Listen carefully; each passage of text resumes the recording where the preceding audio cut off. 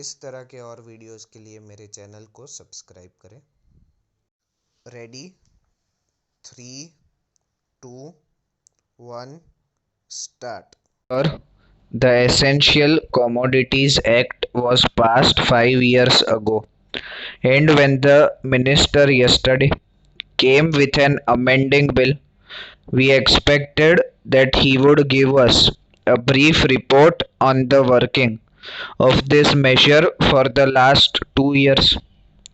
But unfortunately, we are kept in dark in regard to the exact working of the act and the nature of the difficulties the minister is facing.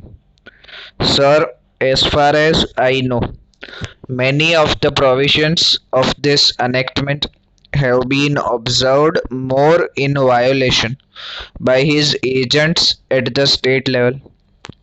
The food minister may be very earnest, may be very able, and may be very anxious to see that the various provisions of the Act are implemented in the most effective manner at the state level. But unfortunately, his agents at the state level are not equally enthusiastic or equally anxious to observe the provisions of this enactment. The most important objectives of this enactment are to control the supply and distribution of commodities and to maintain a stable price level. In regard to both these aspects, I am afraid that the government has failed to realize the objectives in view.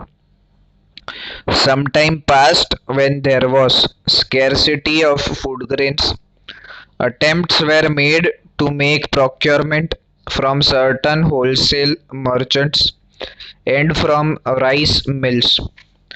In my own state, I know of many instances of such procurement where, after making known that certain things had to be done and certain steps had to be taken by the merchant community, nothing was done later on by the government when they found that these very orders of the government were violated.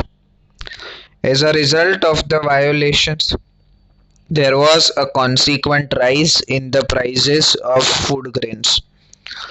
In respect of other commodities like iron and steel, paper, etc., we see a lot of speculative activities, but the provisions of the Act have not been brought to bear on them. Perhaps no case of prosecution was launched against those people who contravened the various provisions of the Act.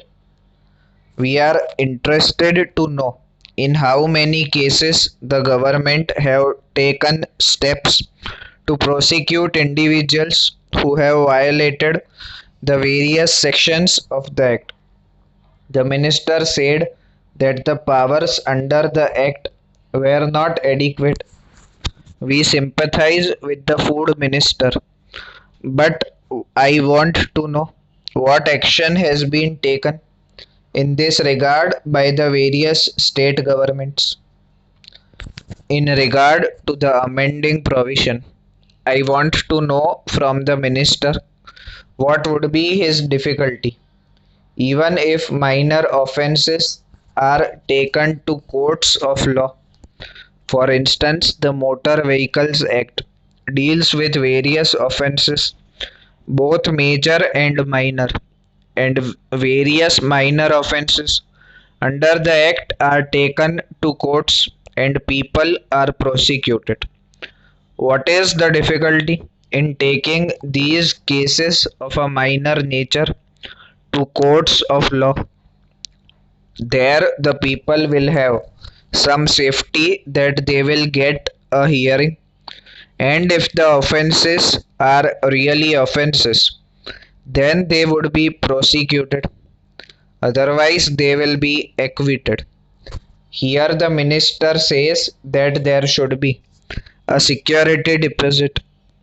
If there is a violation of a particular provision of the enactment, then the executive authority will have the power either to confiscate a part of the amount or the whole of the amount.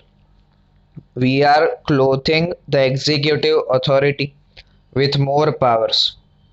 I do not grudge giving powers to the executive authority, provided they are used properly and effectively and in a most fair manner.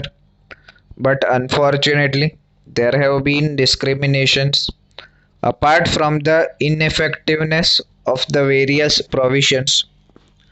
Wherever these provisions were used, there had been discriminatory use of these provisions against a few or in favor of a few. Normally, when officers are clothed with more powers, there is large scope for corruption. I feel that it would be desirable to avoid such malpractices, and it would be desirable, I think, that even for minor offences, the parties should have a chance to defend their actions. I do not think that this problem of dealing with minor offences will become complex or complicated in any way if we take them to courts of law. I want a reply from the minister in what way he is suffering from a handicap in dealing with minor offences or offences of a technical nature.